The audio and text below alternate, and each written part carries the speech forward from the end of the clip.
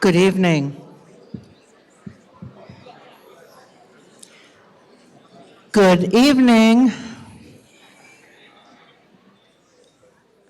We want to encourage the people in line to continue with the food, but because we know you all have schedules, we want to stick to our timeline.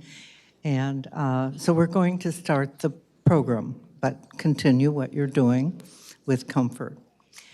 It's my pleasure to be the first one to say welcome. My name is Connie Weimer. I'm the chairman and the founder of Business Publications. And many years ago, I recognized how many people in this community had made such a huge difference, but were continuing to make that difference. And after they retired, they weren't being recognized. And we need to say thank you. It's important to say thank you. So this event is one of my most favorite because I have worked with many of the honorees over many years. I have followed their careers and been admirers from afar. And we have a very, very special group tonight that we are honoring. I also want to do a couple more thanks. Thank you for being here tonight and recognizing these special people. Thank you to our sponsors. As you know, it can't happen without sponsors. And thank you to my fabulous staff who makes these events seem somewhat seamless. And believe me, there is a lot of work involved in this. So without further ado, I want to introduce Susanna Debaca, who is our CEO, and we'll take the program from here. Thank you, Susanna.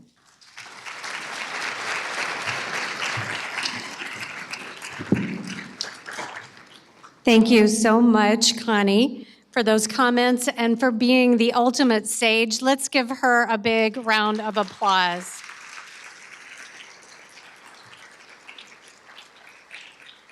Welcome again to everyone. As Connie said, I'm Susanna Debaca, and I'm the CEO of Business Publications, which is the parent company of DSM Magazine. And I will be your MC tonight along with Christy Naus, who's the president of the Community Foundation, who I'll be introducing a little bit more in just a minute.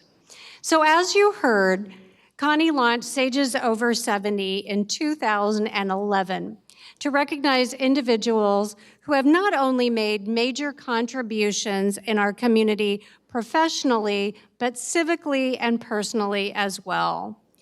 I am very proud to be a part of a company that cares so much about the community. So as Connie said, special thanks go to the DSM team, to our stellar editor, Michael Moraine, and the entire BPC team for their hard work writing and capturing each one of our honorees' stories that you will soon see.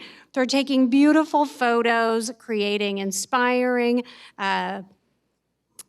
spreads for managing the technology and the logistics tonight, and working with our honorees and our sponsors, plus thanks to any of the other BPC colleagues. Can you stand, BPC staff, or raise your hand at least and let us give you a round of applause for your hard work?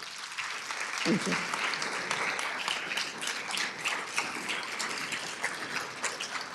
So we are referencing the stories. Our magazine has actually not been unveiled yet. Our unveiling is going to be next week, but we have posted each one of the Sages stories online already a little bit in advance. And on the screen and on the table, there's a little card with a QR code. And so you can just connect right there and read those stories in advance. You just hover your camera over it. When you see a little yellow, you can click right to the link. And so you can do that prior to the unveiling. But we personally invite you to attend our unveiling on November 14th, so that's a week from now at the Ballet. So you're going to hear about these SAGES honorees, and you'll hear from them over the course of the evening, and I know you are going to be as inspired as I have been learning about them. They are part of a wonderful legacy of SAGES for over a decade. And as such, I would like to recognize any past SAGES who we've honored in the past who are here today. Please stand. Thank you for all you do to continue to enrich our community. There's a very sagey table right here and sage clusters. As the event unfolds, I encourage you to extend this momentum via social media. You can post your selfies or pictures of the awardees. Use the hashtag DSM Sages. I also want to thank our sign language interpreters, Life Interpretation, who are with us tonight. Having signers is an important part of our efforts to be inclusive, so we are pleased to welcome Dania Hirsch and Peggy Chacon, who are with us tonight. Let's give them a round of applause, and they can applause themselves.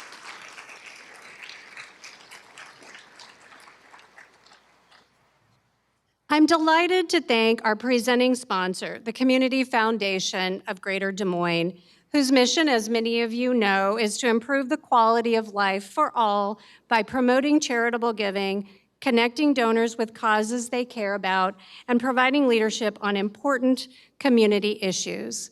As they say, in particular Christy, we're simply better together, and that is so evident in the exemplary work of the Community Foundation, everything that the group has done to support our community over the years. And the president, Christy Naus, has been a leader, leading the way in our community. And as for that organization, I'm also pleased to call her a friend. So let's welcome her to the podium, Christy Naus.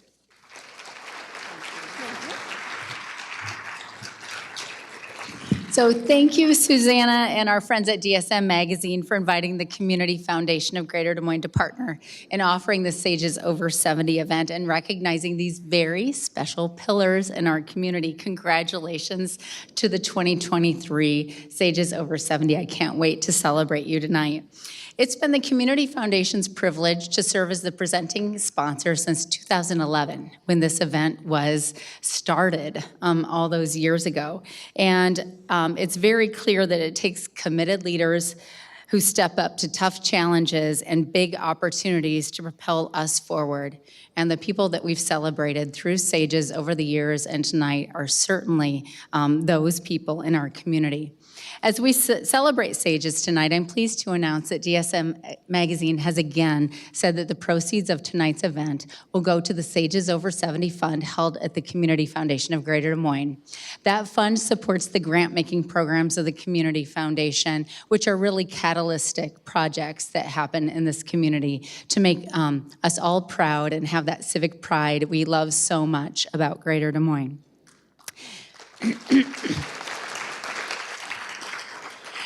Just to remember, it's a great opportunity to honor the SAGES tonight, but also to honor the SAGES who've been recognized in the past when they have milestones like anniversaries or birthdays or retirements by a contribution to the SAGES Over 70 Fund, and we certainly will make sure they're very aware that you've made that gift in their honor. At the Community Foundation, we're constantly making connections. We connect donors with causes they care about. We connect nonprofit organizations to each other because we know they can work even better when they collaborate. And we connect those who are up and coming in our community to those who have sage wisdom. And so a few years ago, we started pulling together our SAGES Over 70 honorees over the years and the current ones with the last couple of years of the 40 under 40 classes. And we host a luncheon. We did that last Friday, and it was just an incredible day again this year to really bring our SAGES and our up-and-comers together. And there was so much wisdom shared in that room. It's really a very special event. We talk at that event about the sages who carry the torch in our community, and it's very clear they're still carrying that torch, and it's not time for them to give it up. But we hope that there are sparks flying from those torches here tonight and throughout our community, and your community foundation certainly stands ready to fan the flames. So let's get started in celebrating our sages tonight. I'm very excited. Here we go. Your dreams can become reality. You have to have dreams and passion. Without the two together, you won't go anywhere. But together, that's your calling card. Wayne Ford.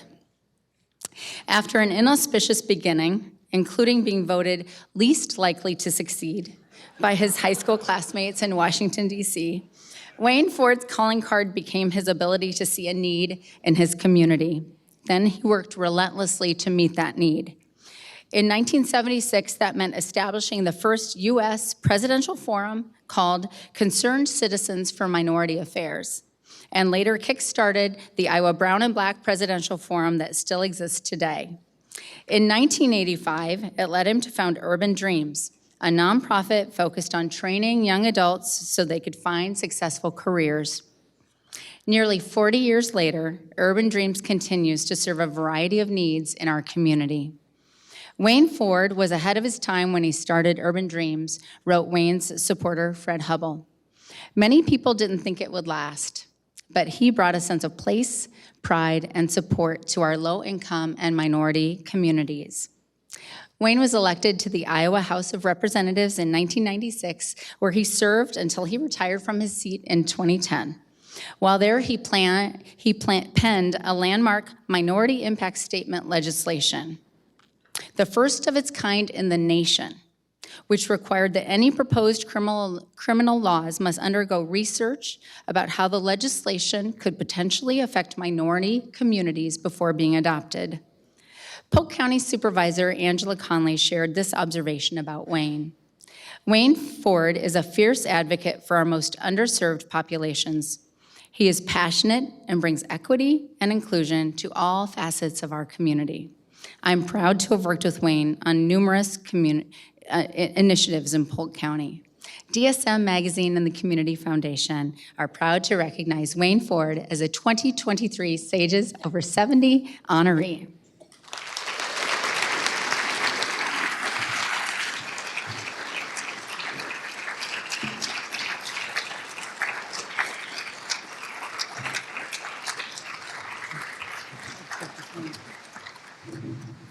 I don't play football anymore, but I almost fell. Wow, wow, wow. When I was born in 1951, my mother and father wasn't married, so I was a bastard child. My mother from North Carolina took me to Washington, D.C., because she didn't want to go back to North Carolina and show her mother that she had a baby. So she took me to Washington, D.C., and that's when I started my career. So I want to tell people, as you begin this journey, some of us don't think we're going to live to be 70. I've had trouble the majority of my life. When I was young, I went to speech classes because I stuttered. When I almost died on the table because my mother told me before she died, Wayne, you're lucky. I said, why I'm lucky, Ma? Because I had 8 abortions before I had you. This is my mother. Stay with me. This is my mother. So I was destined to be a little different, to be a little edgy. She also told me that, Wayne, you're lucky to be alive. I said, why is that, Ma? The umbilical cord stayed around my neck a little bit too long. And people want to know why I'm hyper. I've been hyper from day one. I want to spend this time thanking people. I want to, first of all, thank Ms. Connie Weimer. Because sometimes, we hear things, we see things, you don't know the story. When I was not the well-known Wayne Ford around the country, the Wayne Ford who had a dream, I called up Connie. Had no idea she would take time to speak to me. I mean, how would I know? She took me in, I talked to her, and we kept pace year after year, and she watched me grow. I want to thank Connie for that. That meant so much to me. I want to thank Drake University. There's a picture of me in Drake University, and I'm very happy about that. But more than that, Drake gave me an opportunity because it took a young man out of the ghetto of Washington, D.C. and said, Wayne, We're going to teach you business. We're going to teach you English. We're going to teach you. You're more than a football player. Understand what I'm saying? I was good at football. I was all city. But Drake said, we're going to make you more than just a football player. That changed my life. This is in 1972. I want to thank my father, who was a Buffalo soldier. In World War II, whites and blacks could not fight together.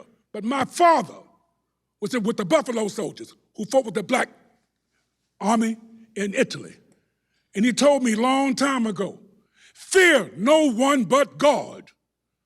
That came to me at a critical time, because I fear no one but God. I want to thank my cousin Reggie, who's with me today. I got family. Me and Reggie grew up together, and tell you about growing up in the inner city. It's true. This is back in the 50s and 60s. Me and my cousin Reggie fought every day to protect ourselves. Times we'd fight 10, 20, 30 people at a time. Stay with me. I'm not making this up. He's right there. So what I'm trying to say to you is that I am what you see. I want to thank my cousin Reggie. I want to thank also Mr. Isaiah Knox. Isaiah, got a story about him. He nominated me for this great award. And I never forget when Isaiah came to me years ago. Somebody got shot in the homes of Oak Ridge. Isaiah knocked on my door at Urban Dreams. And that look in his eyes, you know how he looked, that youthful look. And he said, Wayne, I want to get involved. I said, Isaiah, everybody don't run toward bullets. I do. Everybody just doesn't want to do that. He had no fear. I had no idea. Many years later, this man would be running Urban Dreams. Certain things you can't make up, but I can see one thing. When I looked at his eyes, I saw no fear, and I saw passion. As I kind of wind this down, because you say 5 minutes, what's 5 minutes? Good God. But I want to thank a lot of other things, because I see something I got down here. This is for the old people here. I ain't never retired. I do more things now. I travel. I'm well more connected. I do more things now than I did before I retired. Some of you old birds know what I'm talking about. But as I look at my retirement, if I look at the group that I'm going in today, and I got a Martha Willits story. Yeah, Martha Willits. Martha, and I got a Mr. Gonzalez story too. And guess what, y'all? I was lucky enough, I worked with probably over half of all the inductees into this, because I've been doing this since 1972. But let me tell you about the Martha Willits story that I heard many years after she stepped away from public life. She was in a meeting. They were talking about Wayne Ford this, Wayne Ford that. Can we trust Wayne Ford at Urban Dreams? Although we're going into our 40th year, that speaks for itself. But she said these words, wait a minute, let's slow it up. We're doing Mr. Ford a disservice. Why is that? We got Wayne Ford to deal with the neighborhood. We need to help Wayne Ford with the banking and the book accounts and the finances and the advertising and the marketing. She didn't know many years later, a person was in that meeting, came to me and told me that. Because, hey, y'all, you see what you get, and I am what I am. I never came to you and said I was going to be a marketing expert. I never came to you and said I was going to be a treasurer. What I did come to you and say, I can help black people and I can change their lives, and I've done that. I want to tell Mr. Gonzalez, where you at? There you go. Because I'm going to leave this on a note. All police and black people don't get together, and Latinos and blacks fight and all this stuff here. I told him this long time ago. I said, if I had to get locked up, I don't mind getting locked up by you. And to me, that's a compliment. Now, as I wind down, I got the greatest thing here, because I can go on and on and on. And I see the young man, Dennis Henderson right there. Dennis is the most important part of my life, because he carried my football helmet at Drake University when he was a kid. The coach would not let kids get in the football stadium free. So I went to the coach and confronted him. I don't know how to confront, right? Okay, so I went to the coach and confronted him, and he allowed young black kids to go into the football game. Today, this young man who used to carry my helmet is one of the top consultants and ex-offenders who turned his life around in the state of Iowa, and he runs the Broad Lawn Teaching Tech program. That's a national model. You just can't make this up. Now I'm going to close on something for you old birds out there. I got this award that I'm going to show you when I was 71 years old. My other person, her name is on this award too. And she is, she's 90 years old, 95, Mary Campos. This right here is an Academy Award that I won at 71 years old. Mary Compost won this with me. This is for the brown and black presidential forums of America. We're the first nonprofit in the history of this country. I didn't say TV station, I didn't say ABC. I said we're the first nonprofit to ever win an Academy Award for a presidential forum, and I was 71 years old.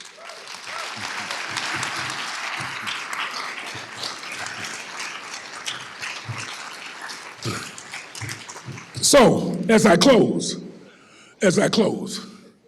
yeah, I know, when I get a microphone, come on, I miss Capitol Hill. Isaiah, I'm coming after you. Okay, I'm sorry, that slipped out. But as I close, y'all, for the older people out there, you know, we are in the winter of our life. Sometimes I see old people, and they say, Wayne, why you always tell us on Facebook you're in the winter of your life? I said, we are in the winter of our life. That's the reality. So for my old people out there who are 70 and above, and for you young people out there, you got a window. You never got a window until God called you home. Thank you very much.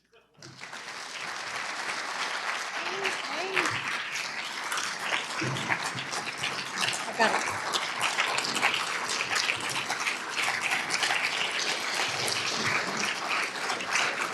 We can put it. It's okay.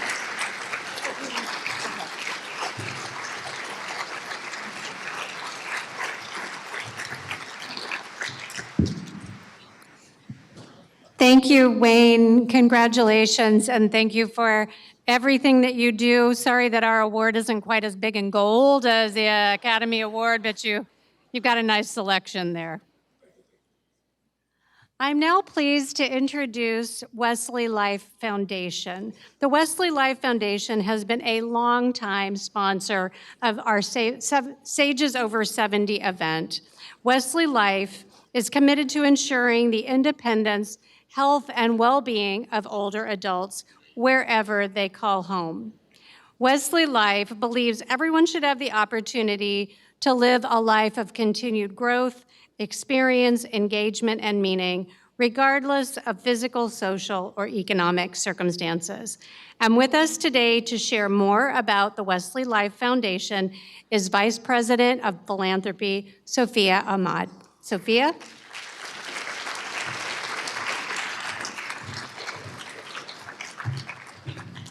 Thank you. As Susanna shared, my name is Sophia Ahmad, and I'm so pleased to serve as Vice President of Philanthropy at Wesley Life's newly formed foundation. Thank you to Business Publications for producing this impactful event, and to our model sage, Connie Weimer, who envisioned this special evening that celebrates older adults who positively impact and shape our lives. Tonight reminds us that aging is what happens to us if we are most fortunate, as it means that we are alive. Wesley Life's vision is to revolutionize the experience of aging, and at Wesley Life Foundation, we secure vital funding to meet critical health and well-being needs of older adults, including addressing food insecurity through our Meals on Wheels community nutrition program, upholding the Good Samaritan promise, which assures that our residents have a forever home with us, and providing for compassionate and person-directed hospice care. Sages, you inspire us. Through your leadership, philanthropic impact, and community advocacy, you are revolutionizing the experience of aging with us, and you have translated your lived experience and wisdom into profound community impact and change. Wayne, thank you for your public service and for your vision to serve our region's most underserved and to be a national model for us as well. Joe, we also honor you for your public service and for elevating our beautiful Latino community here. Tom and Linda, your generosity has transformed the culture of our region, and your recent leadership gift for the Meals on Wheels campaign invigorated Wesley Life to raise over $11 million to triple our hot meal delivery service for food insecure older adults and veterans. Pat, what a legacy you have established through your remarkable career and volunteerism. Martha, your vision has made Des Moines into the world-class region it is today. And Doug, your imprint on our cultural and health organizations will last for years to come. To truly honor our sages, we can model their dynamic examples of service and generosity toward others. At Wesley Life Foundation, this includes supporting vulnerable older adults who can no longer support their own basic needs. We encourage you to learn how you can help these individuals, our collective neighbors in need, at wesleylife.org/foundation. Sages, congratulations to you all again. On behalf of Wesley Life, thank you and enjoy your evening.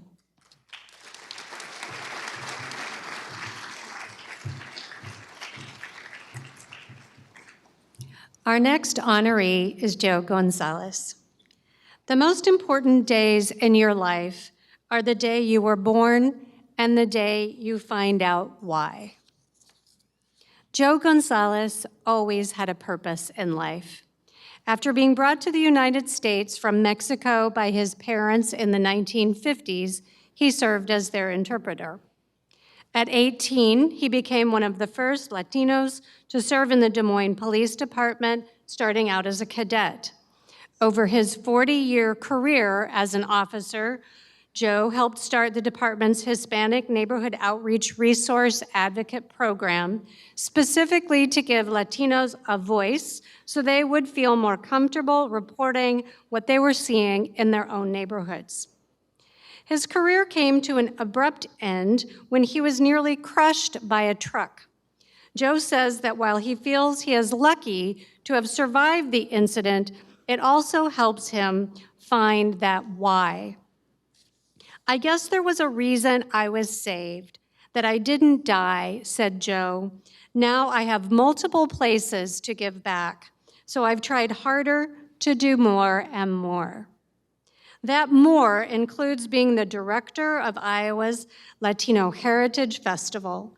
The annual event continues to grow under Joe's leadership and currently donates $25,000 each year to organizations that serve Latinos. He continues to serve as a mentor to others in the community as well. Joe has navigated adversity, especially when he had his accident of getting trapped behind a truck.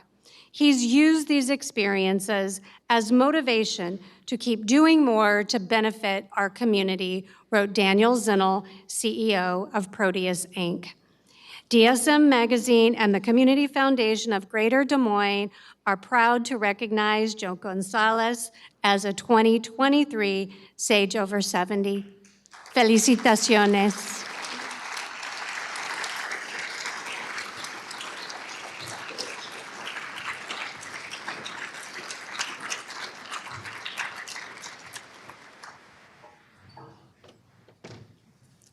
I was thinking about asking for an intermission because I don't want to follow Wayne. Thank you, Wayne. Thank you for that comment. It's been a long journey coming from Mexico. It was one of those things that Mom and Dad felt that this was the better opportunity to come to the United States, live the American dream. And so that's how my journey began. I want to also thank Connie. I want to thank Christy, Susanna, everybody involved, the former sages. Congratulations. You have set kind of this path forward for all of us to kind of follow, to make sure that we continue to do the good work in the community that is needed. Thank you for my fellow honorees. It's a blessing to be here among you. I'm humbled. I'm blessed to be around all of you. As I continue my story, coming from Mexico, it's like, when I got to this country gave me a lot, and my family. So it was my duty, I felt, to give back. A country that gave me so much, that's why I got into the service area. I got on the police department in 1971 as an 18-year-old kid in the cadet program. And as was mentioned, I actually served in the police department a total of 42 years. And I should have just said I started when I was 10 years old, because I don't want you to do the math as far as how old, right? But obviously, a sage is over 70, it's already there, right? And so it's been a fantastic journey, just being out on the streets, and doing everything. I did have to interpret for my mom and dad, so I had that Spanish language. I had that. I became Americanized. but yet I didn't want to lose my culture. And that's what's happening right now with a lot of young kids. They're coming here, they're learning the language, they want to be Americanized, but they lose their culture. None of us want to have to leave behind their culture and where they came from. And so it's very, very important to kind of hang on to that. Where I failed is with my kids is I didn't make sure that they continued the Spanish. I was always busy. Dad, can you help me with this? Can you help me with that? They took it in school, but I was always too busy. Now, in retrospect, I see what I missed out on, to make sure that they carried it forward. So when I talk to parents, when I was in the sports department and continue to do so now, I said, learn English, but hold on to whatever language that you have, because that's what identifies you. That's what you're made from. That's just where you're coming from. So make sure that you hold on to that. In my journey through the police department, so much of it is reactive. I have had young people die in my arms as a result of gang violence. And although you are needed on the street to take calls and react to situations that are happening all the time, I always thought that it would be great if we could always come up with something to do to make it more proactive in the community. How can we get rid of this problem? What can we do to make sure that the young people aren't in this cycle consistently? There are alternatives to having to go to jail. My blessing at the end of my career, at the last 15 years, was to do a lot of proactive programming, where you work with young people to make sure that they realize that there are better choices, that there are, better, maybe find out better programs to make sure that they get involved with those, to stay busy so that they're not on the street, to make sure that people are aware that the reentry programs that sometimes people don't want to support are important, because when people do go and get adjudicated and serve their time, when they come out, they want to have a chance to be able to be productive members of our society. They want to be able to vote, talking about voting today, right? And so what can we do to make sure that we make all people, fellow Americans, and make sure that they have a chance to do everything if they've paid their debt to society? I was blessed with being able to work a unit, like I said, I was in charge of the unit where the officers worked all the neighborhood associations, worked with everybody to see what was going on in their neighborhood, what can we do better in their neighborhoods. Mobile crisis team, which responded to situations where people were having mental health crisis, so that we can figure out what to do with those folks instead of having to lock them up. What kind of services can we give them? And we were connected with a lot of wraparound services to make sure that they went there and they, instead of going to jail, because that was the last place that they belonged. We had a police activities league where youth, could go to a boxing club to make sure that they stayed off the streets. Because if we keep our youth busy with sports, with whatever it may be, then they have a better chance to make sure that they're successful. And so these are the kind of things that we did, and I was blessed at the end of my career to be able to do. I continue to do a lot of things, on my own through the festival, Latino Resources Incorporated, which is basically, the nonprofit for the Latino Heritage Festival, so that we can instill the pride in our folks, where they come from, but yet don't lose the fact that, that they has to also have the Spanish language or whatever language they speak at home, both of them, English and Spanish, or whatever other language, you might have as a young person. And so I'm grateful, I'm blessed. I am so lucky. Sometimes these awards make me really, really nervous because there are so many people in this community. The one thing that I do know, this community has so many good people doing a lot of great things. And so sometimes some of us get more credit than we deserve, basically, because we're maybe identified because of my uniform before in the past, or, some other things. And so I'm blessed, I'm thankful, and I'm great to be here. Thank you so much.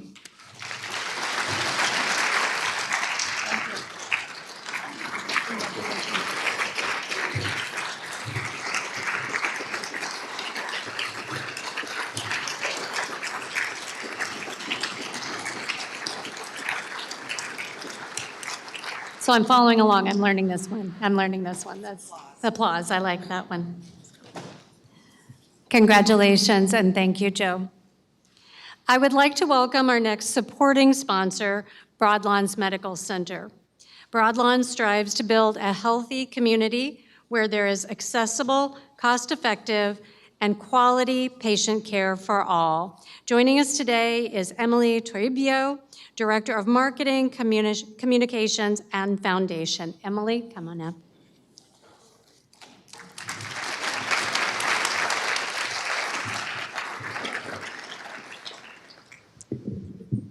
Good evening. My name is Emily Toribio, and I have the great honor of representing Broadlawns Medical Center this evening. I am humbled to be a guest in such great company and want to express my sincere congratulations to all the honorees this evening and want to thank the Business Publication Corporation for this opportunity. We appreciate your passion, your dedication to making our city a better place to live through your leadership, mentorship, and community advocacy. So thank you again to our honorees. At Broadlawns Medical Center, our dedicated staff and physicians work together to provide high-quality health care that is coordinated, compassionate, and cost-effective. Services include an acute care hospital, emergency, inpatient, outpatient, and mental health services, specialty clinics, dentistry, and a 24-hour mobile crisis team. It is our privilege to attend to the healthcare needs of our community. And our top priority is ensuring that care is accessible and affordable to all the patients we serve.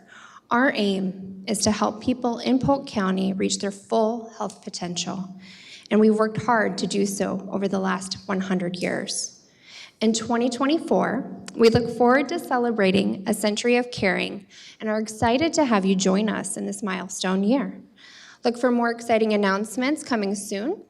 Visit our state-of-the-art facilities, like our new community clinic at Drake, and find opportunities to give back to our community's healthcare organization through the Broadlawns Foundation. Through the generosity of those who understand how critically important it is for everyone in our community to have access to high-quality healthcare, the Broadlawns Foundation supports the mission of the Medical Center to provide exceptional health care in medically current facilities. Many of these generous donors are here tonight. Thank you for helping the Foundation support capital improvement initiatives, programming, and services throughout the organization. The needs of our patient population are significant, and support of the Foundation truly makes a meaningful and tangible difference to the most vulnerable individuals within our community. We hope you are as inspired as we are to help serve, lead, and advocate for exceptional health care in our community. Join us as we celebrate 100 years and help us continue the longstanding legacy of your community hospital. Thank you, and congratulations again to our honorees tonight. It's been a pleasure.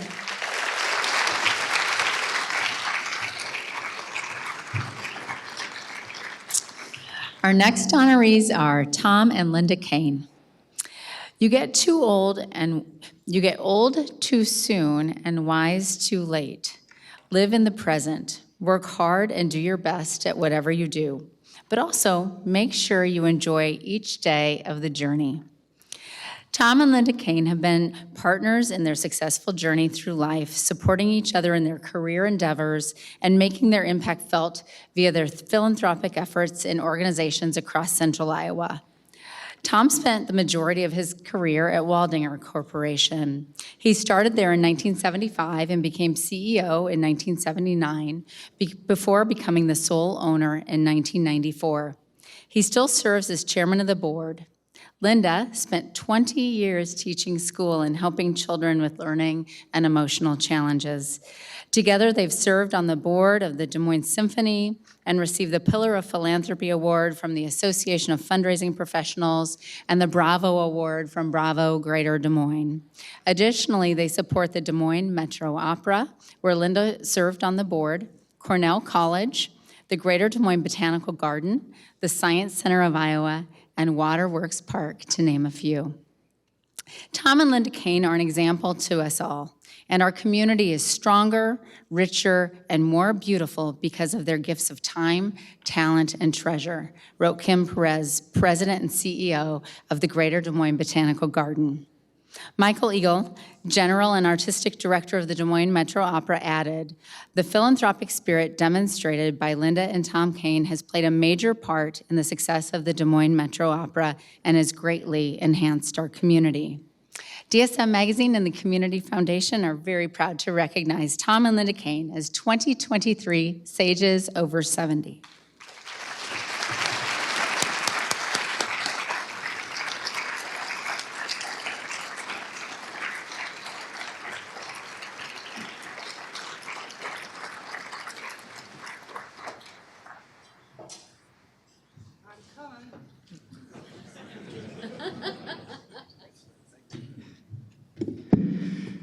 Now for something completely different. For everything there is a season and a time for every matter under heaven. A time to be born, a time to die, a time to plant, a time to pluck up what is planted, time to kill, a time to heal, time to break down, a time to build up, a time to weep and a time to laugh, a time to mourn and a time to dance, a time to throw away stones and a time to gather stones together, a time to embrace and a time to refrain from embracing, time to seek and a time to lose, a time to keep and a time to throw away, a time to tear and a time to sow, time to keep silent and a time to speak, a time to love and a time to hate, a time for war and a time for peace. Ecclesiastes 3, 1 through 8, which I just read, is from one of the 3 books of Solomon, the son of King David, and it was written about 950 BCE. I've always heard about wisdom, and when I heard about wisdom, I heard about the wisdom of Solomon. Because this is sages, I thought I had better find some. In a few minutes, do not expect me to explain this passage, but I am guessing that it is not about multitasking or overthinking. Scholars believe that these 7 pairs of opposites show the right progression of a path on a spiritual journey. Let me observe that it is clear that we are being told that we are not completely in charge of everything and that we should expect change. Solomon had an interesting life. If you were to compare it to a symphonic movement, his life was an ABA form. In the first theme, he was a righteous man of God who obeyed the commandments. In the B theme, we find him deviating from this path significantly. At one point, he had 700 wives and 300 concubines. I can see how that would be distracting.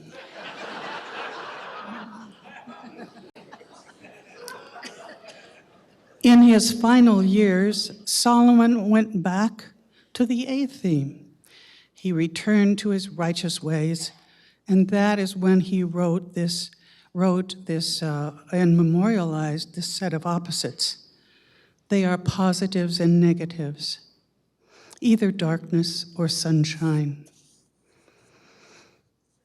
All of us as sages know that you cannot fully appreciate the sunshine unless you have walked in the darkness and rain.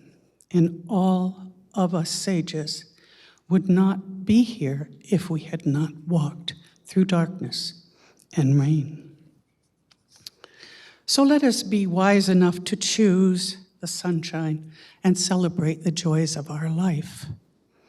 Today, I want to celebrate before you my remarkable family, my remarkable husband, Tom, a man of intelligence, industry, and integrity. Also, our remarkable son, John, who Tom and I always call faster, smarter, younger. He is becoming a man of respect, justice, and grace. I want to celebrate John's thoughtful and lovely wife, my daughter-in-law, the remarkable Mary Beth Mulready. Also our 2 grandchildren, James and Nora. It is a privilege to have a wonderful family. I part with you this evening, hoping that you can all of us, if we can, choose to step into the sunshine and celebrate those things that Solomon found most wise. May you enjoy what you have planted. May your troubles be healed. May you gather your true treasure, embrace your life, find what you need and keep only that. May you knit together what may have torn. And most of all in your life, even though we cannot find it presently in the world, in your life, let this be the time for love and peace. Thank you.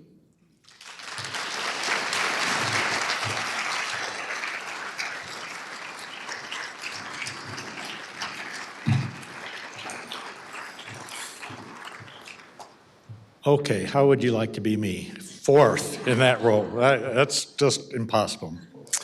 I would like to thank the Business Record and DSM Magazine for selecting us for this honor.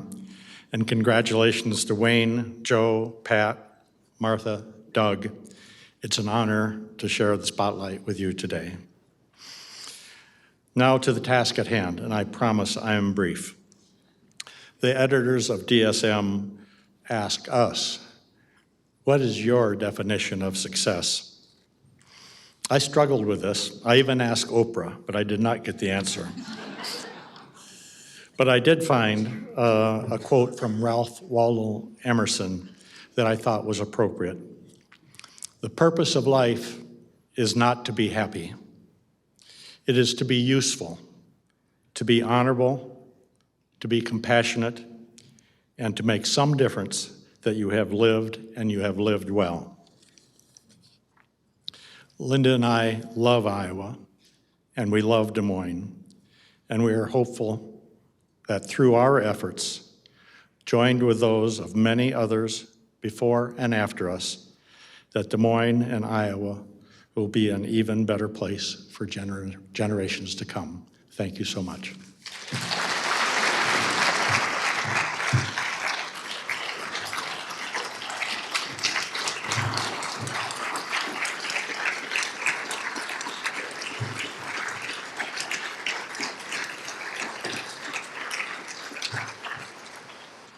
Thank you, Tom and Linda, for your beautiful and very different complimentary words.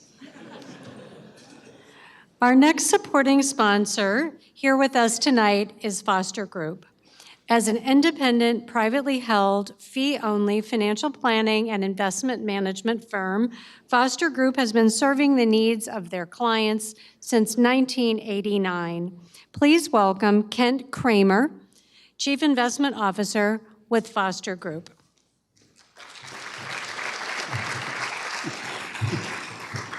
So, Wayne, when you got done, I was very thankful to God that I wasn't following you. And then I realized that God must have a really great sense of humor because then Linda came up. But, this is a tough crowd. There's a quote that I like. It says, the best story wins. And I think tonight we really need to change that just a little bit and say the best stories have won. Just congratulations to you who are being honored tonight. Your stories are incredible. They're inspiring. We're grateful for the models you are. The contributions you've made to the community is lasting. You know, Foster Group is honored to be a sponsor of this great event and recognition because we value wise counsel. As a fiduciary, we've been providing, we think, wise financial counsel since 1989. And our vision is really to help clients, to help people realize their vision for what a meaningful and generous life is for them, and to help them have the confidence to live it out, as those of you here have done. It's just fantastic. I'm proud tonight to have my mom, Ambassador Mary Kramer, here, and she was a SAGE class of 2012, and I can tell you, I can confirm that she is still offering wise financial counsel or wise counsel to her son.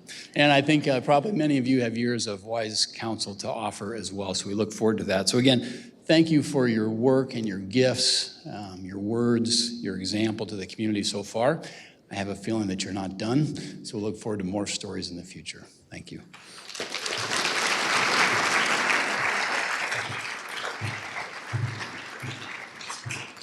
Thank you, Kent, Foster Group, and Ambassador Kramer. Our next honoree is Pat Schneider. I went to East High, where the motto is "For the Service of Humanity," and that resonated with me. That's why we're all here, to make other people's lives better. Pat Schneider does indeed strive to make other people's lives better. To that end, she has served on numerous boards and committees across central Iowa and is a dedicated volunteer who will roll up her sleeves, her very fashionable sleeves, and get to work for a good cause.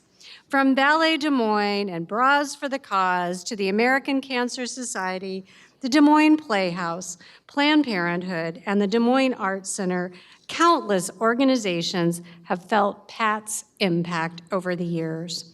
Most recently, she helped raise money to reopen the Varsity Cinema, thank you, Pat, and is working on fundraising for the new Italian Cultural Center. Pat's interest in helping the community blossomed when she was promoted from operator to the business office at Bell Telephone. In her last 6 years there, she managed their corporate volunteer program. This served as her entry into the nonprofit world. After leaving Bell, she led the United Way Foundation and then served as the president of the Junior League of Des Moines before starting a 30-year career in commercial real estate, the majority of which she has spent with Ferguson Commercial Real Estate. With her dynamic energy and determination, Pat can connect the right people at the right time to make things happen, said Lauren Burt, head of worldwide communications for Kemin Industries. She leads with enthusiasm and empowers those around her to think big. Pat has been a foundational leader in making Des Moines the city we know today, thanks to her mentorships and her unwavering belief that people create community and that anything is possible. DSM Magazine and the Community Foundation of Greater Des Moines are proud to recognize Pat Schneider as a 2023 Sage Over 70. Pat.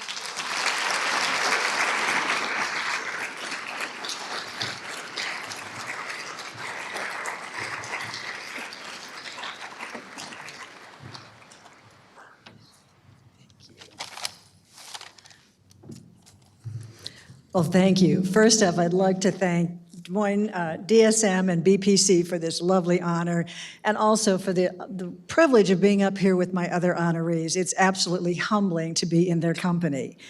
And I'd be remiss if I didn't thank my family, Louis, my son, Allison, my daughter, and Lou, because I would not be here without all of their help and support. Over the years, I have done so many things that they have been included in. Things like dressing up like a geisha for the Junior League Follies with all of his male friends, for doing homeless kids' Thanksgivings, feeding the homeless before we did our own Thanksgiving dinners, doing Halloween parties for kids at shelters, because when my kids asked me one day, where do homeless kids go to trick or treat? And I said, well, I guess they don't. And they said, well, can't we go to one of the shelters and trick or treat with them? And we said, sure. So we went, we made costumes, and we let them trick or treat from room to room because they felt that they needed that as a child, so they didn't miss out on some of the things that you get when you're children. They also did things like Easter egg hunts for the blind, where at the age of 4 and 6, I made them work. And when it finally dawned on them that they weren't going to get any candy, they weren't exactly happy about that. And so we were walking back to the car, and I'm listening to them kind of go back and forth about, well, this really sucked. Mom made us work. We didn't get any candy. And all of a sudden, the 4-year-old pipes up and says, but we're really lucky. And my son at the time said, "Lucky, we didn't get any candy." He said, "Yeah, but we can see." And that's when, as a parent, you go, wow, kids can actually teach us things that we don't even expect to hear from them. But it was so wonderful to know that they realized how lucky they really were. Now, I didn't go to college because my family at the time was not financially able to do that. And I started working at Northwestern Bell 1 week out of high school. I took 1 week off, and I thought, I'm going to work for a year. I'll save some money on $99 a week, which is what my salary was as an operator, and then I'll make money and go to school. Well, 24 years later, I was still there. And what happened at Bell, the nice thing was that at the time, we had such wonderful mentors and inspirational leaders like George McAllister, Bill Stauffer, Jim Eipersbach, Max Phillips. And from watching them and interacting with them every day, you began to realize the way that they treated employees was the way that you wanted to be, because they realized that every job was important and every job had value, no matter what your label was or what your level was. And that's what I learned from them. And then they taught me also that understanding human nature didn't come from a book. It came from interacting with people and listening to what people were saying and what they were doing. Then I was lucky enough to go to the junior league. And I really didn't want to join league. I didn't think I fit in. At the time, the only people I knew that were in league were what we called the faux bottoms, the fine old families of Des Moines. Growing up on the east side, we didn't have fine old families of Des Moines. But my husband convinced me I should do it. And the first time that I went to a meeting, I met the likes of Allison Fleming, Mary Kelly, and the late Joe Brown. And I thought, oh my God, these women are amazing. And because of my training at Bell, because I did training at Bell, and because I did management training, how to run a meeting, all sorts of things, those are the things the league was looking for, because the junior league, their whole mission was to put trained volunteers in the community. And that's what we did. So I really did find a niche and found that, whoa, this is great. Then I discovered that I loved fundraising. So I was on the fundraising committee. Everybody else says, oh, I hate fundraising. I hate asking people for money. Well, I love finding fundraisers for people. So when I was asked to find a new fundraiser for the league, they said, well, there's something called Race for the Cure that started in Wichita, and would you mind checking it out? So I went to Wichita and thought, whoa, this is great. But you have to understand, racing means exercise. DNA, my exercise, was not in my DNA at all. My family was going, you're going to a race? So for 2 years, I went to Wichita, worked the race, so I knew exactly what to expect, because I never wanted to ask my volunteers to do anything that I wouldn't do. So we brought race here, and I remember talking to Steve Bobenhouse, who at the time did all the races in Des Moines. And Steve said, Pat, I hate to tell you this, but nobody goes to a first-year race because they're very unorganized, and they don't make any money anyway. I said, Steve, we're still going to do it. The first year, we had 900 people show up on race day, and because Steve told me nobody was going to show up, they didn't pre-register. So Steve and his team of 2 guys were in this, cart trying to say, how am I supposed to register 900 people in an hour? I said, well, you told me that you could do it, and we told you people would come. To watch race grow from 900 to 25,000 people was amazing. But the amazing part was that what those people didn't realize is the money that we raised went into the first mammography assistance fund in Polk County. So anyone, male or female, could get a free mammogram just because of the money that we raised from race. And what's nice is that we saved thousands of lives that we'll never know probably, but it was just one of those things that League did. A lot of people don't realize that Junior League started things like the Convalescent Home for Children, which is now Child Serve. We did the Science Center, we did Bernie Lorenz. We did so many organizations that started as Junior League projects, and then we turned them over to the community, and then the community goes from there, and most of those organizations are still up and running. Then we have small business owners who I love. People like Darren Ferguson, my current boss, Mary Langan, Joe and Steve Logsdon. From being around people like that, you realize that when you treat customers the way you want to be treated, they come back because people want to do business with people that appreciate them. And that was an amazing thing to see.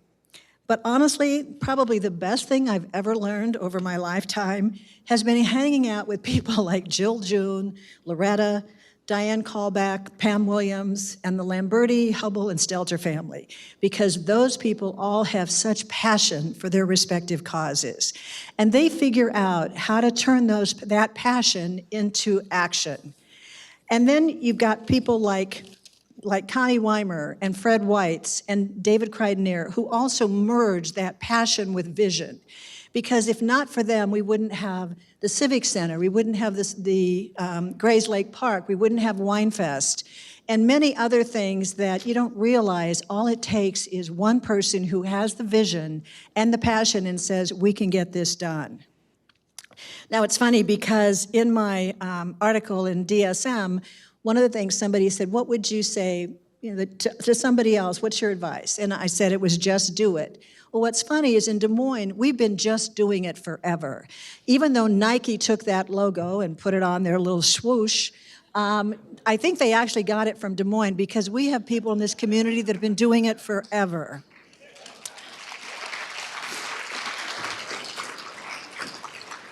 I don't have a diploma that hangs on the wall, but I have the experience of something that's even better because I have been learning every single day just by being around people like you in this room. I watch and I listen and I talk to other people, and that's the most important thing to me. And that education will never end. The Dalai Lama once said, what matters in life is not the mere fact that you've lived, but what a difference you have made in the lives of others that's important. And when you look about here, everybody else that's on this stage tonight, that's exactly what they have done. They haven't done things to benefit themselves. They've done things to benefit our community. And that's what's important. At East High, the motto is for the service of humanity. And that's something I've taken very, very seriously. And a dear friend passed away this summer, and at her funeral, one of the things that her pastor said that has really struck a nerve with me, and that was when she died empty. And I kept thinking about it, and he went on to say, when she died, she gave everything she had to her family, her friends, and her community. And I guess when I think about it, that's the one thing I would hope for every one of you, is that someone would say that same thing to you, that when the time comes, they'll say, you died empty, but you did it all for the service of humanity. Thank you. Trophy. That was beautiful.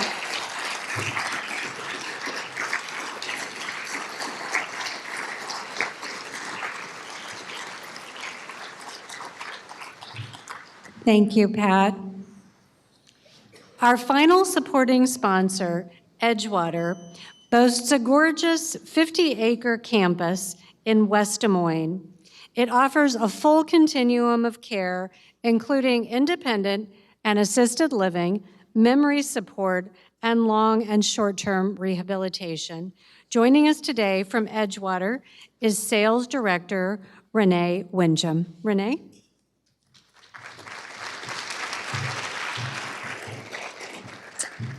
Good evening.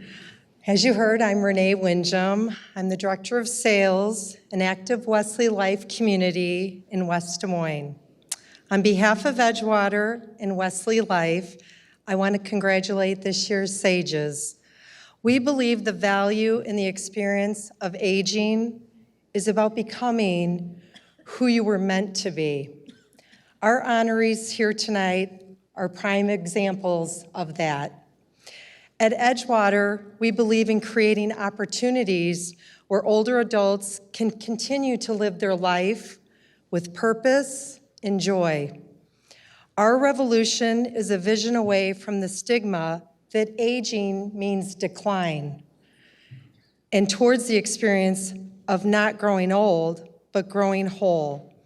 SAGES, we celebrate the vitality you bring, your leadership, and your compassion, and we thank you for enriching the lives of all of those in our community. Congratulations.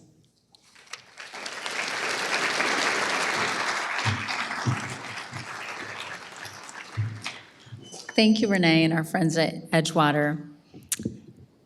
A fairer, more just world, less biased, more tolerant of diversity, and less judgmental, less rife with inequality than if you hadn't been there, rarely gets that way accidentally. Getting there requires an intentionality of management and focus to your life. It also requires a prioritization of your objectives. Doug West.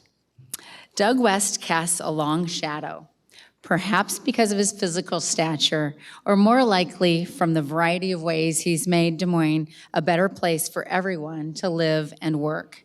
The Central Iowa cultural community in particular has benefited from Doug's presence.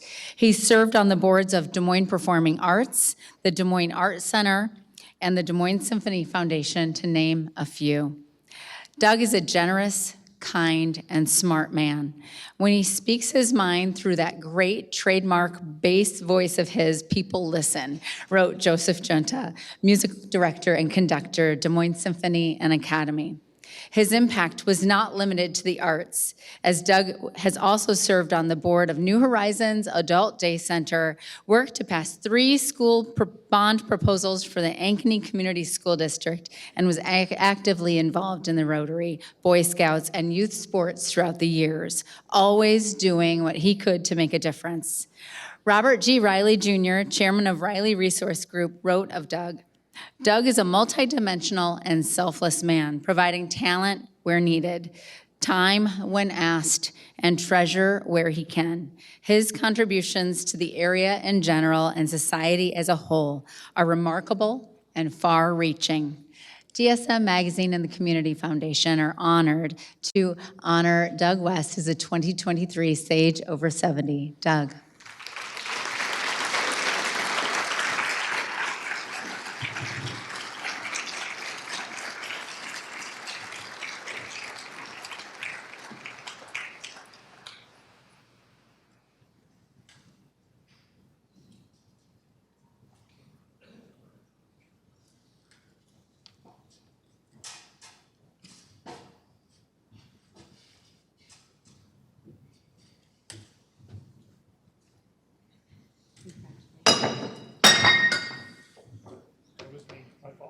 My fault. This is a war. We've broken tons of his stuff over the years. It's fine.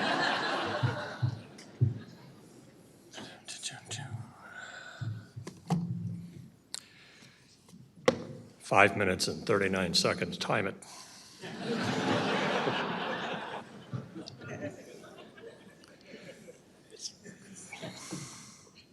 There we go.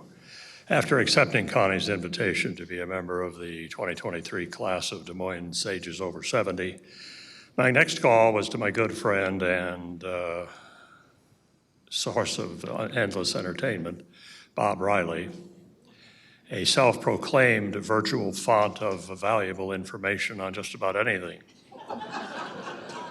He said, "Doug, I have only one word for you, bodyguards."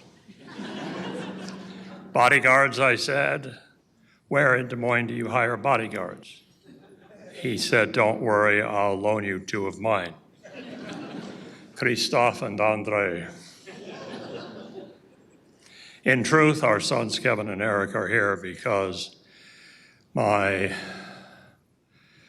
Parkinson's often includes severe balance issues, leading me to tip over, probably taking the podium with me, which is a show-stopping event, but not in a good way.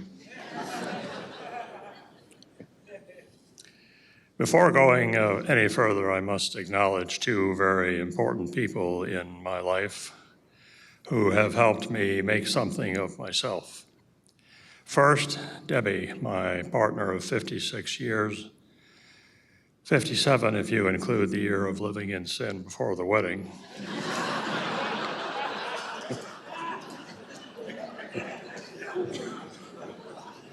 A loving mom, my best friend, trusted confidant, and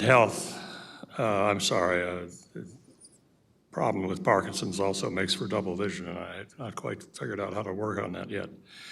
Anyway, let's see, where were we? A loving mom, my best friend, trusted confidant, and cohort in her 4 successful challenges against life-threatening health issues. And then Kathleen O'Donnell, my administrative assistant for the last 20 years of my financial planning practice who always let me know how she felt about things,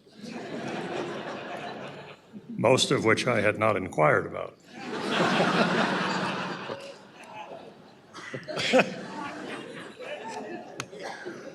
All while the name on the door, our paychecks, stationery, business cards kept changing, from Bay Chalsey Stewart Shields to A.G. Edwards, and then Wachovia Securities, and most recently, Wells Fargo Advisors. All this sagacity at the ripe old age of 77 and a half, as my 6-year-old grandson would insist, is fine, I guess, but where was it when I most needed it? Not at 77, but at 17, when I didn't know a damn thing and thought I knew everything. I guess that's one of the reasons we are here tonight, to help those younger than ourselves save some time by learning some life lessons vicariously rather than personally. Suku Radhi loves telling the story of his dad who took him aside numerous times, apparently because Suku doesn't listen well, to impart his civic dues concept, the idea that you need to give back to the institutions and communities where you raised your family and built your career. My father put it somewhat differently in his talk with me about my responsibilities as an adult about to forge his own way in the world. Make sure the communities where you reside, he said, are better off for your having lived there. In short, make a difference. That's what I've tried to do with the 20-plus nonprofit boards, campaigns, committees, and commissions, whose missions I have been fortunate enough to help develop and advance over the last 50 years. Whenever I was asked what I enjoyed doing in my spare time when not helping clients achieve their financial goals, I indicated travel and board service, which often got a quizzical look. I then asked, if you coach or referee a Little League team of a dozen 6-year-olds, as I did for 2 years, are you more or less likely to have an impact on the lives of those kids if instead of or in addition to coaching, you serve on the governing body of that Little League where coaches' training and experience minimums are adopted along with policies on background checks, playing field, and equipment maintenance standards, local business recruitment to provide the funds needed for the financial support of the team. Don't get me wrong, I am not suggesting by any means that nonprofit board committee service is anywhere near as much fun as Little League teams of 12 6-year-olds. Just that it's a matter of leveraging the time on your investment, because time is the only asset in which we have a limited supply. Page 4 of 4, you're okay, we're almost there. Before I go, I want to say thank you to Central Iowa for welcoming our family of 3 when we moved here in 1973. Thank you for the high-quality public educations my sons were afforded, which helped them with the tools needed to make their way in life. Thanks to Des Moines specifically for being a truly surprising place with sports, entertainment, library, and arts venues of world-class quality. Thanks also to the municipal, county, and state public safety employees who risk their lives to keep all of our citizens safe. Thanks lastly to Governor Robert Way, who opened his heart and state to the Tie-Dom political refugees in the late 70s, setting an example for others to follow, if only we can muster the political will to do so. Thanks to Connie, the Business Record, and Des Moines Magazine for providing a forum for the exchange of ideas, experiences, and viewpoints. Thanks to all of you for listening, something we could all benefit by doing at least a little bit more of. Good night.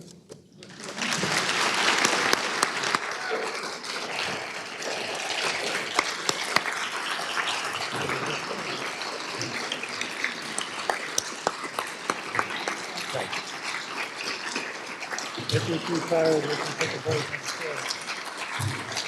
You got everything left.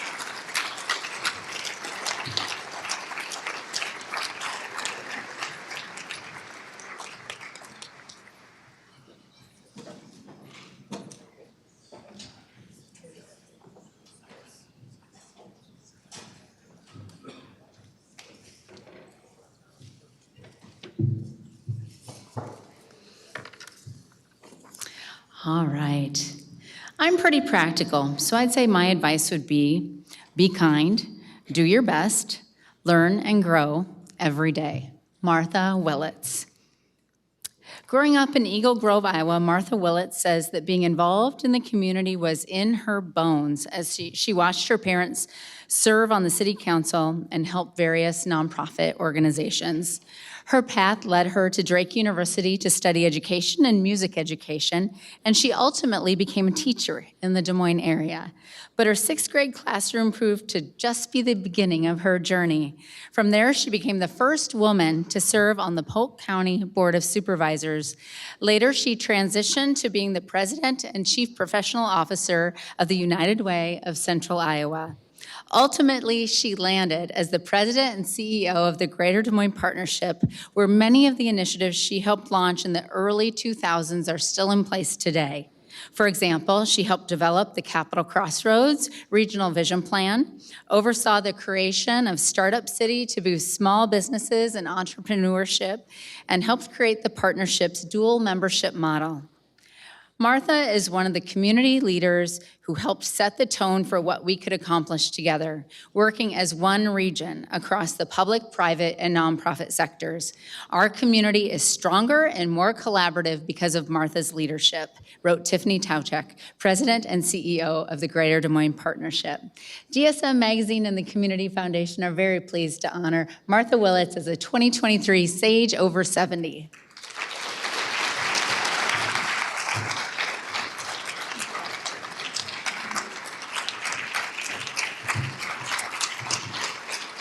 Thank you, Christy, and all of you also. I think since I'm the last one, folks, so it's coming around. This is a chance for us all to give a hand to Connie and Susanna and Christy and all of their organizations and all of the sponsors tonight for putting forward this great opportunity to recognize community leadership across years, across generations. It's a real gift to this community, and it counts. So a big hand if you would join me.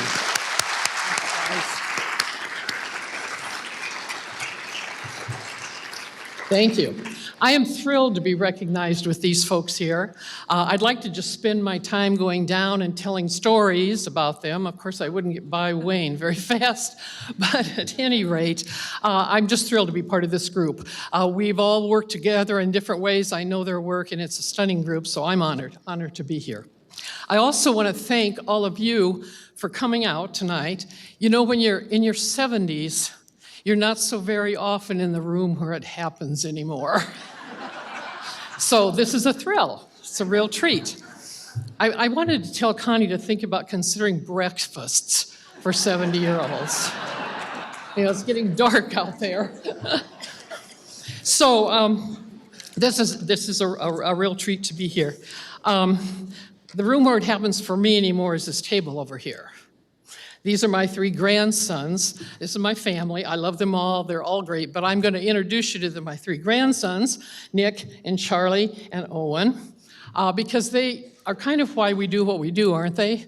But more than that, they're the ones that have to carry it forward, they and all their friends. So hopefully they're listening hard tonight. I adore them, of course. They actually teach me everything I know now. You used to. They now teach me everything I know. I've got one foot in the new age, if it's about technology, music, sports, and Legos.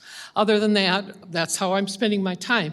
In fact, I won't tell you who said this, but I understand the other day someone said, "You mean Mima worked? I thought she just drove us around and made banana bread." The truth is that is kind of what I do these days. So at any rate, I'm going to just share with you 3 nuggets from icons of our community no longer with us that I received during my community building years and beyond, and they're with me still. And those 3 icons turned out to be lifelong mentors for me. So let me just share those with you. You'll know, most of you will know them. But if you don't, I promise you, you can learn about them all over this town. They leave legacies. Just look around for them. So I did grow up in Eagle Grove. My folks were involved in everything, church groups, city council, everything. So that was in my bones when I graduated from Drake and got my first adult job as a teacher. And shortly after I got that call about the job, maybe the next day, I got a call from a Miss Evelyn Davis. And she said, and I knew of her slightly, young lady, if you're going to teach in my town, in my schools, in my neighborhood, you're going to have to get to know your community a lot broader than you do now, a lot wider. So I'm going to ask you to come work with a family who lives near me and tutor them, help the parents learn how to tutor their kids, whatever. I knew about one session into that or two, I wasn't there for that family. They were great. I was there because Evelyn knew I needed to do a lot more about everything before I ventured forth out into this community. So she stuck with me forever with all kinds of advice. She is the champion of all things of children and families and neighborhoods and civil rights, and on it goes. And I'm lucky to have known her. I know you are too. A few years after that, I got a call from Louise Noun, an advocate of women's rights and women's leadership, arts, civil rights, on. And Louise said, you know, Martha, there's going to be an opening on the Board of Supervisors, and there's never been a woman. You're active in politics. She said, why don't you go recruit someone? So I spent a few weeks doing that, failed, called Louise and said, you know, women are busy. Lots of things going on in their lives. I haven't succeeded there. And Louise said, now Martha, you know your community really well. Thanks, Evelyn. You know your community. Why don't you step forward?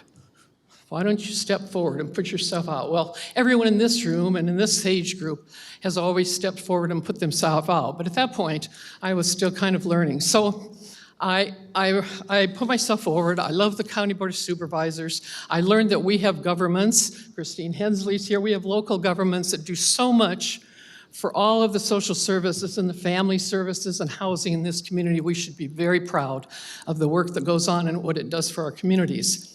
And I learned a lot of that, and so United Way was a natural stepping stone forward, or onward.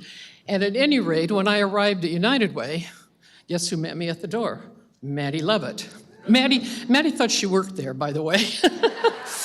She didn't know that she was a grande dame, a volunteer, a charity, and all of these things. She thought she worked at United Way.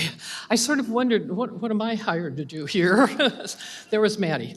But just to tell you what Maddie did for me and for so many of us, I have a plaque on my wall. I know she made it for lots of people. It hangs on my wall, and this exemplifies her and sort of my third little nugget. Know your community, put yourself out there. And the plaque says, baby, I'm so damn proud of you. And that was Maddie. That was Maddie. Proud of us, proud of herself, proud of the work we did together, passionate about it always, and having a great time all the time. Just having a really good time doing the work. So those are the sort of driving forces in my little career around the way. I still try to do as much community work as I'm able, and will continue to do that, but I believe in it really strongly. And I want you to know, because of the role I got to play, that this community is so fortunate to have a professional cadre of people. I'm going to point to the partnership table here, but there are several of those tables at all of our organizations and our public that are so talented, and they live all of those things, love their community, passionate about it, have fun, doing the work that we do. And we would all say to you, from a professional point, that behind us, or really maybe ahead of us, are all of the volunteers of this community who bring their time and their talent and all of their gifts and treasures to that effort. And we all benefit from it in our communities. Now, some of us, like Christy and Jay and Tiffany and Shannon, I saw, that have run organizations that go off to national meetings where you get benchmarked. Everybody loves your hometown, I hope. All of us think it's the best, but we 4 or 5 or 6 or 7 or more people know we are the best. We see the measurements. We see how often we're at the top of the heap. We get called forward at all of the award things across those things. So it counts. Tenacious, hard, continuing work on community building counts, and we get to live with it, and it's just pretty special. So I'm going to end the night quoting from the Partnership's 125th annual recognition book called Standing on the Shoulders of Giants. Lots of giants in this room, lots of giants in the SAGE groups. I'm going to talk about one giant, Connie Weimer, hoping she'll remember this story because it's a wonderful little vignette. I'm going to kind of read it so I don't mess it up. So in this book, you're going to hear a little story that I think exemplifies those things I've been trying to tie together, passion and above all having fun. So, and I'm very jealous of what you got to do here, Connie. So, Connie Weimer was the first woman elected to be chair of the then Greater Des Moines Chamber of Commerce. This story comes from 1987. She was very young then, very young, still is. Connie Weimer, the first woman elected to lead the local chamber in her first year, was sent to San Francisco to counter a promotion by the San Francisco Ballet, which had featured in their promotion an overweight, middle-aged couple at the ballet under the headline, "We're not couch potatoes from Des Moines." That sent Connie and the Chamber of Commerce packing straight to San Francisco with their own poster in hand. And Connie shows up, first woman elected to the Greater Des Moines Chamber as chair, shows up at Dianne Feinstein, mayor of San Francisco, first woman elected mayor of San Francisco's office, and they put forth, stood there together, as I understand the story, with that poster of the Des Moines skyline, and the words on that poster are, "For a lot of people, the view in Des Moines is the same as the view in San Francisco." Well, there it is, Connie.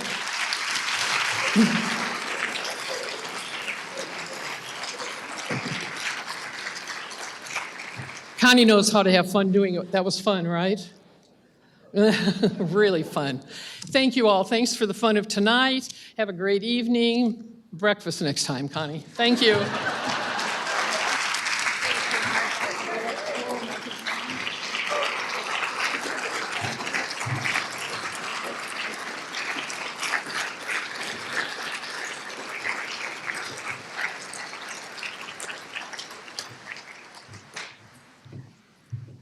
Thank you, Martha. Please join me once again in congratulating all of our honorees, each so inspiring in their own way. Let's give them all a round of applause.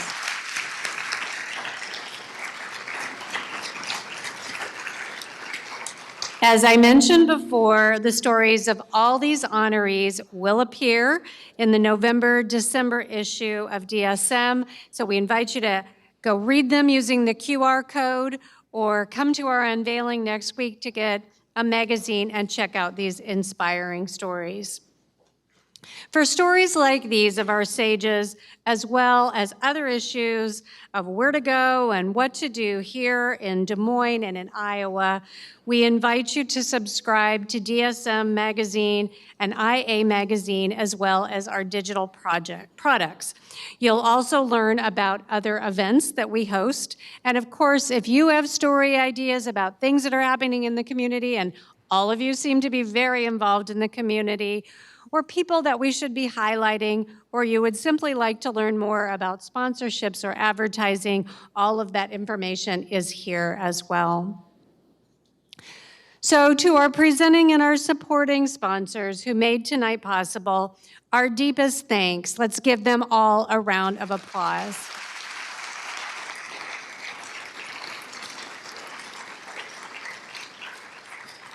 Thank you again, of course, to Connie Weimer, to the DSM and BPC teams, and to all of our past and current sages.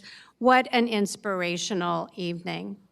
We are humbled by your accomplishments and the fortitude of all of tonight's honorees. And so I'm going to leave you with a quote, as many of you have done tonight, but this is from a local author, professor, and friend of many of us here, Jan Fried, who wrote a book called Breadcrumb Legacy: How Great Leaders Live a Life Worth Remembering. She said, "When we leave a trail of meaning, no matter how small each breadcrumb may seem, they add up to a legacy, a roadmap of how we want to be remembered." This framework isn't just for the rich and famous or senior leaders. Anyone in a position to influence the lives of others, leaves behind a legacy. We can not only study the words of our very own sages here tonight, but the most important thing we can do is model their behavior and their service to others and to the community. By doing so, we honor them and we help leave a larger and a longer lasting legacy. So I hope that you all leave here tonight with a feeling of gratitude for everything that our sages have done and continue to do, that you are inspired to follow in their footsteps to make the world a better place, to embrace who you are, your unique gifts, and to do what matters most to you and our world.